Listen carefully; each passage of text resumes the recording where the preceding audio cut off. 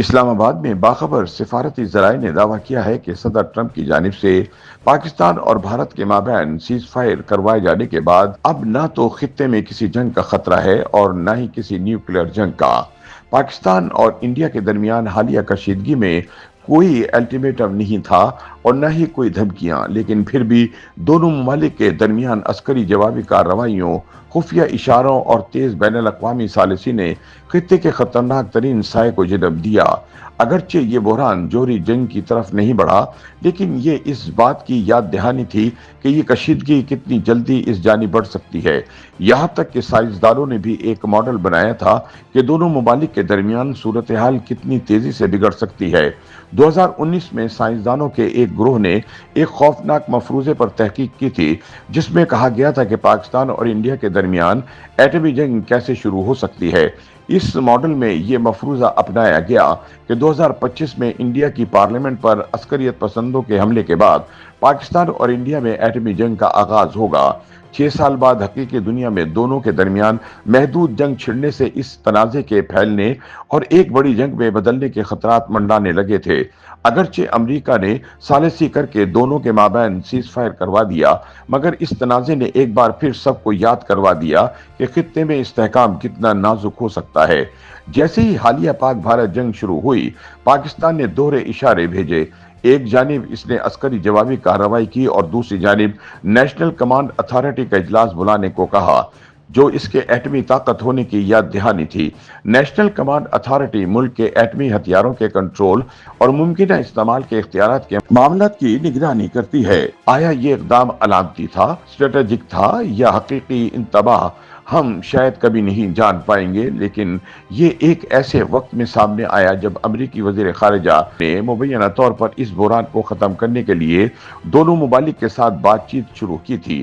صدر ٹرمپ نے پاکستان اور انڈیا کے درمیان جاری بحران کو ختم کروانے کے بعد کہا کہ امریکہ نے صرف سیز فائر ہی نہیں کروایا، بلکہ اس نے ایک ایٹمی لڑائی کو رکوایا ہے۔ پیر کو انڈیا کے وزیر اعظم نریندر مودی نے قوم سے خطاب کرتے ہوئے کہا، ایٹمی حملے کے حوالے سے بلیک میل نہیں ہوگے، انڈیا ایٹمی حملوں کی دھمکیوں سے نہیں ڈرے گا۔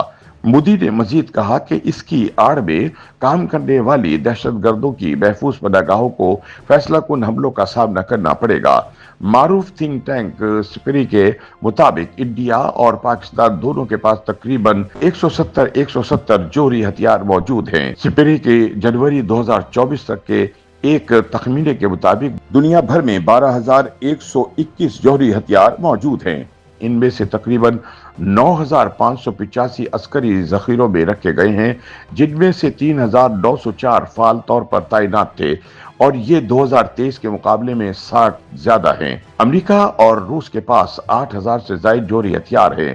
دفاعی ماہرین کے مطابق انڈیا اور پاکستان دونوں کے تعینات کردہ نیوکلیئر ہتھیاروں کا بڑا حصہ ان کی زمین پر مبنی میزائل فورسز میں ہے، حالانکہ دونوں ہی ایسے ایٹمی ہتھیار تیار کر رہے ہیں جو زمین، ہوا اور سمندر سے مار کرنے کی صلاحیت رکھتے ہو۔ 1998 میں جوہری ہتھیاروں کے تجربے کے بعد سے پاکستان نے کبھی بھی باضابطہ طور پر جوہری نظریے کا اعلان نہیں کیا۔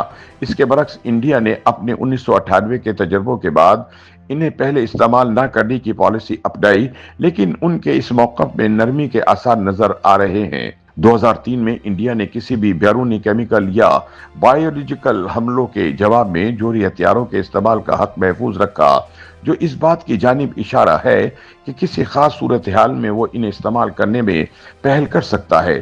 اس متعلق مزید ابہام 2016 میں تب پیدا ہوا جب انڈیا کے تب کے وزیر اعظم منوہر پاریکر نے تجویز دیتے ہوئے کہا کہ انڈیا کو اپنی اس پالیسی کا پابند نہیں ہونا چاہیے جو بیرونی دنیا میں اس کی طویل مدتی ساکھ پر سوال اٹھاتی ہے۔ دفاعی ماہرین کے مطابق پاکستان کی جانب سے جوہری ہتھیاروں کے استعمال سے متعلق باضابطہ نظریے کی عدم موجودگی کا مطلب یہ نہیں کہ پاکستان کے پاس کچھ نہیں۔ سرکاری بیانات، انٹرویوز اور جوہری ترقی سے متعلق خبریں اکثر اس کے استعمال اور موقف سے متعلق واضح اشارے دیتی ہیں۔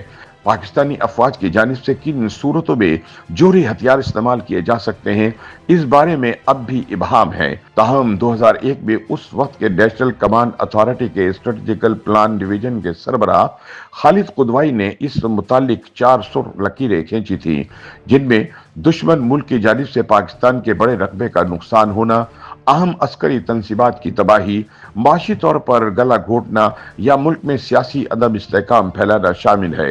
2002 में परवेज मुशर्रफ ने वाजे किया था कि जोहरी हथियारों का मकसद सिर्फ और सिर्फ इंडिया है और इन्हें सिर्फ इस सूरत में इस्तेमाल किया जाएगा जब एक रियासत के तौर पर पाकिस्तान का वजूद खतरे में हो।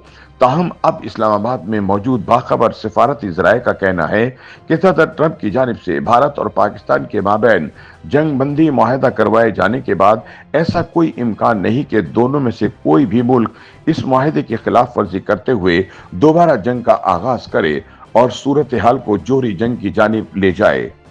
YouTube पर गूगली न्यूज देखने के लिए youtube.com की सर्च बार में गूगली न्यूज टीवी टाइप करें। गूगली न्यूज के पेज पर सुर्ख रंग के सब्सक्रिप्शन वाले बटन पर क्लिक करना ना भूलिए। YouTube पेज पर अपलोड होने वाली वीडियोस से बाखबर रहने के लिए बेल आइकन पर क्लिक कीजिए। आपको हर नई वीडियो के बारे में नोटिफिकेशन मौसूल हो जाएगा।